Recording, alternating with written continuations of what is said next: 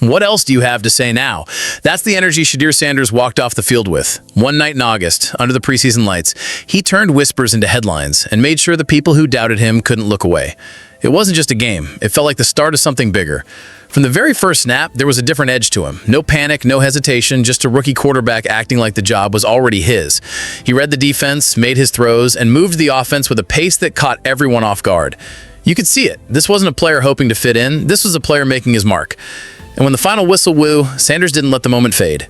He went right up to one of his biggest critics, Tony Grossi, and asked him directly why it was always negative. No sidestepping, no fake smiles, just a straight-up challenge that flipped the tone of the conversation. That's why this night feels different. It's no longer about if Sanders belongs in the NFL, it's about how fast he can climb.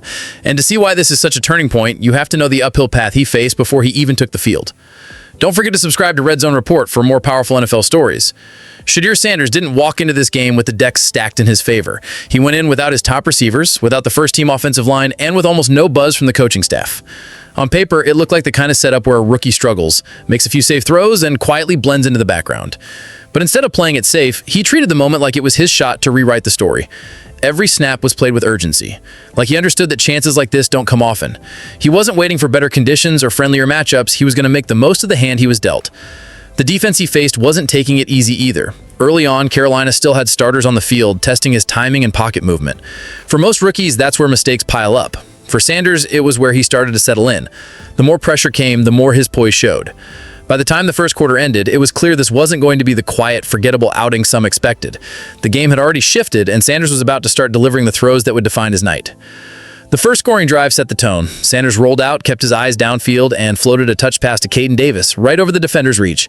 It was the kind of throw that showed both timing and trust, especially with a receiver he hadn't worked with much in camp. Not long after, he faced a key third down deep in Carolina territory.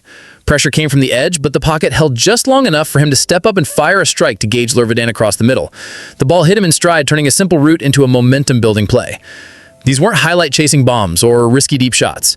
They were smart, calculated throws that kept the offense moving and the defense guessing.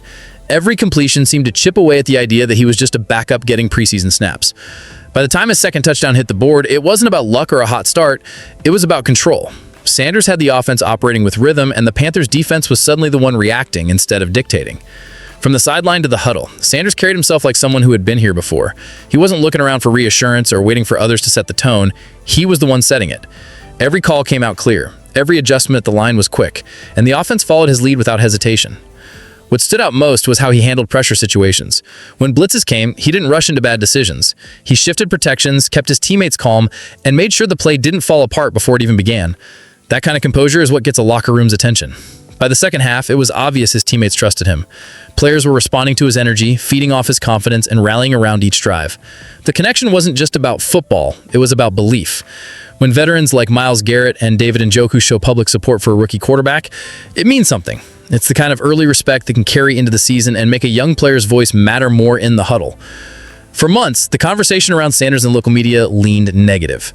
One voice leading that criticism was veteran reporter Tony Grossi, who questioned everything from his preparation to his toughness. Those comments didn't go unnoticed, and Sanders wasn't about to let them slide forever. After the game, instead of avoiding the subject, Sanders went straight to Grossi. He asked him directly why it was always negative, breaking the usual quiet, media-safe answers most players give. It wasn't heated, it was direct, confident, and left little room for misunderstanding.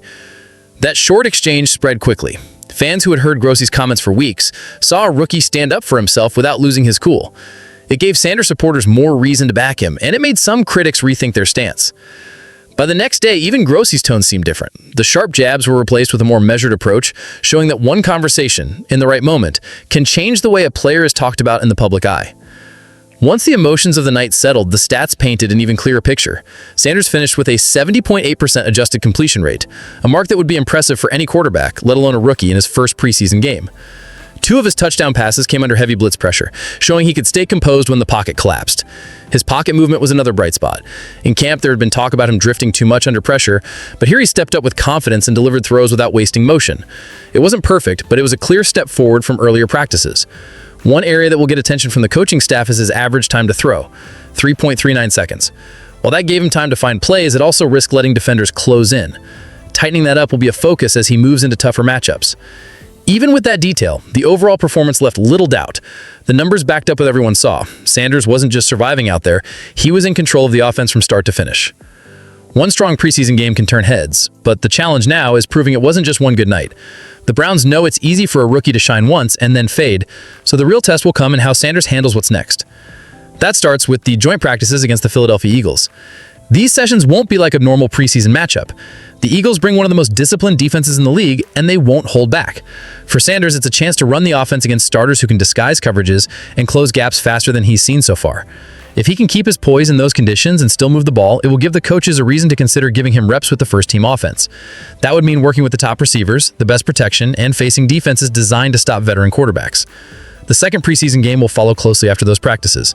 A strong showing in both settings could shift the depth chart conversation, putting Sanders in direct competition for a higher spot before the regular season even begins. Sanders' performance didn't just boost his own stock, it lifted the players around him. Caden Davis made the most of his opportunities, finding the end zone twice on precise throws. Gage Larverdane added a key touchdown run and several catches that kept drives alive, strengthening his case for roster spot. On the defensive side, rookies Mason Graham and Carson Schwetzinger brought energy that disrupted Carolina's rhythm. Their quick reactions and aggressive play gave the Browns a spark in moments where the game could have slowed down. Julian Okwara added to the momentum with 2 sacks, making a strong push for more playing time. These contributions matter because they surround Sanders with teammates who can turn small windows into big plays. When the supporting cast steps up like this, it makes life easier for a young quarterback and builds confidence across the locker room. What started as a preseason debut is now part of a bigger story.